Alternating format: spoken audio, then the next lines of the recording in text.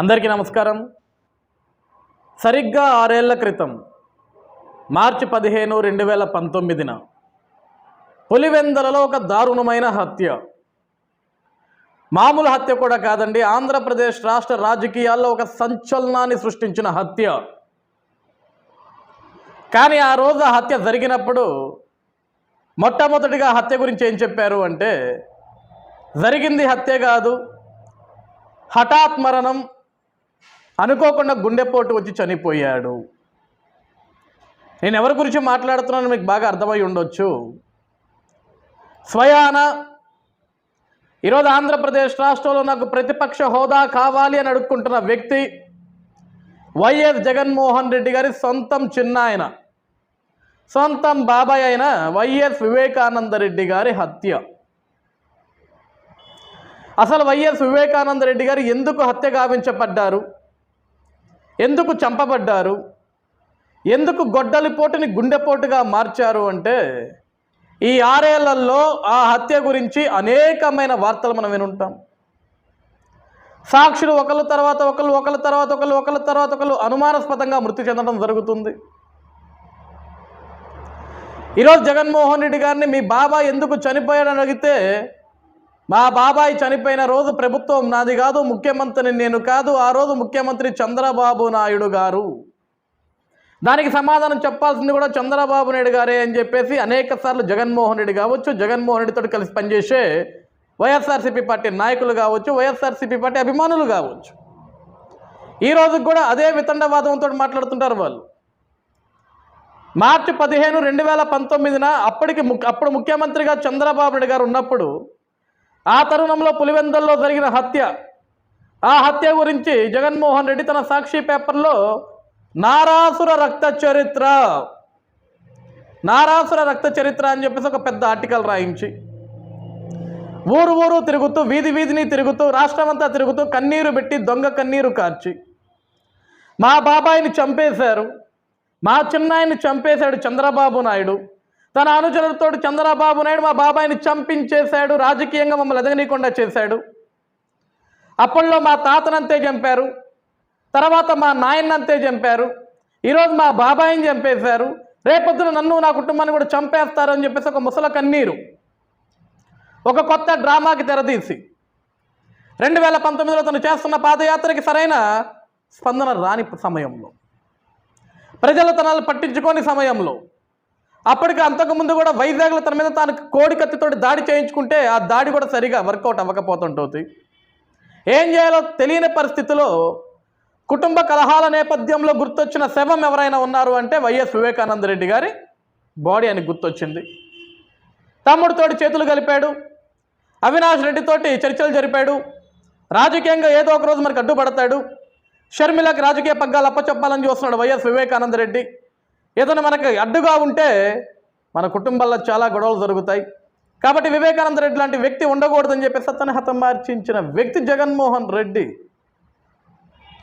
ఆ రోజు ముసల కన్నీరు కార్చిన జగన్మోహన్ రెడ్డి, ఆ రోజు దొంగ కన్నీరు పెట్టిన జగన్మోహన్ రెడ్డి, ఆ రోజు దొంగ డ్రామాలాడిన జగన్మోహన్ రెడ్డి ఎట్టకేలకు 2019లో ఒక్క ఛాన్స్ అనే అవకాశంతో, ఒక్క ఛాన్స్ అనే మాయతోటి ప్రజల్ని మోసం చేసి, మాయ చేసి, తడిగుడ్డలతోటి గొంతులు కోసి 151 స్థానాలు దక్కించుకొని ఆంధ్రప్రదేశ్ రాష్ట్రానికి ముఖ్యమంత్రిగా ప్రమాణ స్వీకారం చేసిన తెల్లారి దగ్గర నుంచి కూడా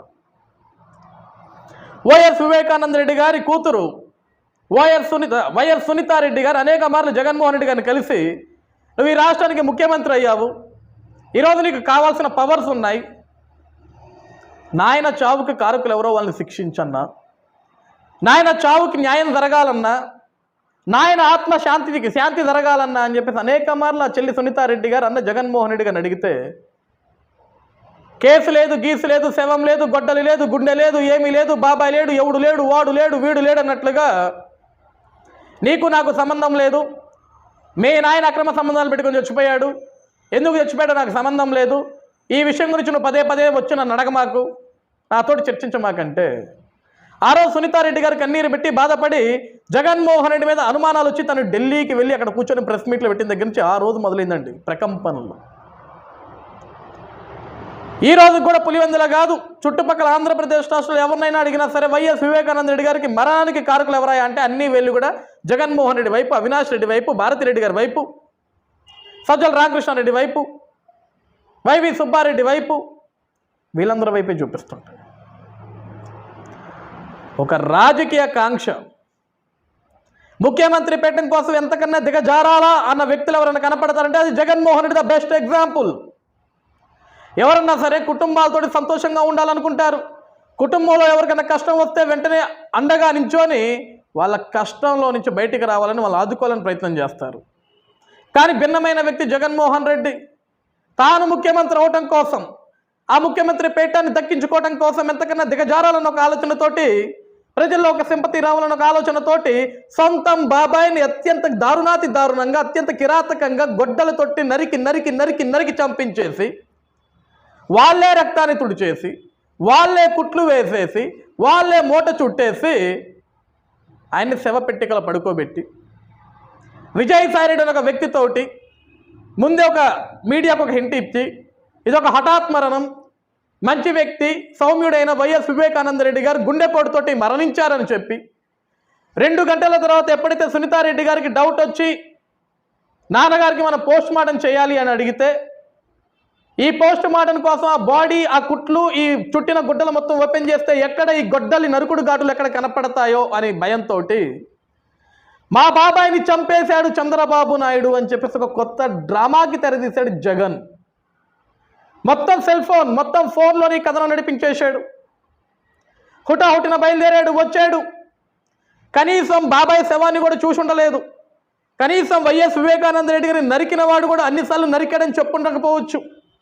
నాకు తెలిసి వైఎస్ వివేకానంద రెడ్డిని ఎవరైతే నరికాడో వాడే జగన్మోహన్ రెడ్డికి చెప్పుంటాడు, అయా నేను నెత్తి మీద 3 సార్లు, వీపు మీద 4 సార్లు నరికానయా అని కళ్ళెదురుగా చూసినట్లుగా జగన్మోహన్ రెడ్డి గారు వైఎస్ వివేకానంద రెడ్డి గారిని ఇంకొక మనిషి గొడ్డలతో నరుగుతుంటే నేను పక్కనే కుర్చీ వేసుకొని కూర్చొని చూస్తున్నట్లుగా మా బాబాయిని పాపం బెడ్రూమ్లో పడుకుంటే బెడ్రూమ్లో ఉన్న వ్యక్తిని బాత్రూంలోకి తీసుకెళ్ళి బాత్రూంలో నరికేసి, బాత్రూంలో 4 సార్లు నరికేసి, బాత్రూంలో 4 సార్లు నరికేసిన తర్వాత ఆయన రక్తం మడుగులతోటి బాత్రూంలో నుంచి పాక్కుంటూ బెడ్రూమ్ దాకా వస్తే మళ్ళీ బెడ్రూమ్లో నరికేసి, తర్వాత మళ్ళీ నరికేసిన తర్వాత గొడ్డల్ని తీసి ఆ గొడ్డల్ని చుట్టి ఆయనతోటి మళ్ళీ ఒక లేఖ రాపించి, రక్తం మడుగులో ఉన్న వ్యక్తితోటి లేఖలు రాపించి మా బాబాయిని దారుణంగా హింసించారు. ఆ తర్వాత రక్తం ఒక గుడ్డ తూసి తుడిచారు. ఇదంతా జగన్మోహన్ రెడ్డి గారు కళ్ళకు కట్టినట్లుగా వైఎస్ వివేకానంద రెడ్డి గారి శవం ముందు కూర్చొని, ఆ డెడ్ బాడీ ముందు దగ్గరకు వచ్చి కూర్చొని మీడియా సమావేశం పెట్టి ఏ విధంగా నరికారు, ఎన్నిసార్లు నరికారు, బెడ్రూమ్లో ఎన్నిసార్లు నరికారు, బాత్రూంలో ఎన్నిసార్లు నరికారు, కమాండ్ మీద ఎన్నిసార్లు నరికారు, రక్తం ఎక్కడ తుడిచారు, ఎన్ని కుట్లు వేశారు, ఎన్నిసార్లు చుట్టారు, ఏ దూది ఎందులో పెట్టారని చాలా క్లుప్తంగా దగ్గర నుండి చూసి చెప్పినట్టు చెప్పాడండి. ఆ రోజే ప్రజలకు అనుమానం వచ్చింది.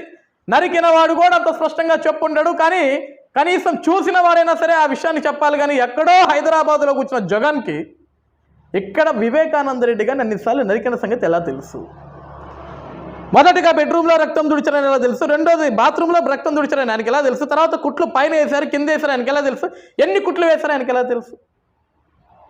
ఇదంతా రాజకీయ కక్ష కాదా? ఇదంతా రాజకీయ కుట్ర కాదా? 2019 నుంచి 2024 వరకు జగన్మోహన్ రెడ్డి ముఖ్యమంత్రి. తలుచుకుంటే వాళ్ళ బాబాయ్ చావుకు కారకులు ఎవరో ఆ రోజు నారాసుర రక్త చరిత్ర అని రాసిన వ్యక్తి ఆ 5 ఏళ్లలో నిజంగా చంద్రబాబు గారే దానికి వెనక కారకుడు అయి ఉంటే ఆ రోజు అరెస్ట్ చేయించేవాడు. బాబాయ్ ఉసేలేదు.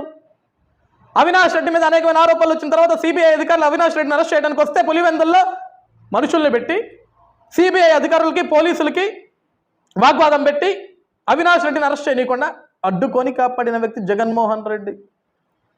అవినాష్ రెడ్డి తల్లి గారికి బాగోలేదు, ఆరోగ్యం క్షీణించింది, హాస్పిటల్లో ఉంది, అవినాష్ రెడ్డి పై నుంచి కిందకి రాడని చెప్పేసి సిబిఐ అధికారులు, పోలీసు అధికారులు వెళ్తే అతను అరెస్ట్ చేయకుండా అడ్డుకొని ఆ రోజు ఎంత గందరగోళం సృష్టించాడో రాష్ట్ర ప్రజానికం మొత్తానికి కూడా తెలుసు.